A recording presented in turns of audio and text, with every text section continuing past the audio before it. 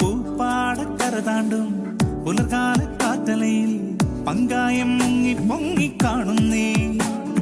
പൊൻചിങ്ങ പൂവയിലിൽ തൊടിതാളം മുറുകുമ്പോൾ നാടെങ്ങും മേളം പൊട്ടിക്കേറുന്നേ.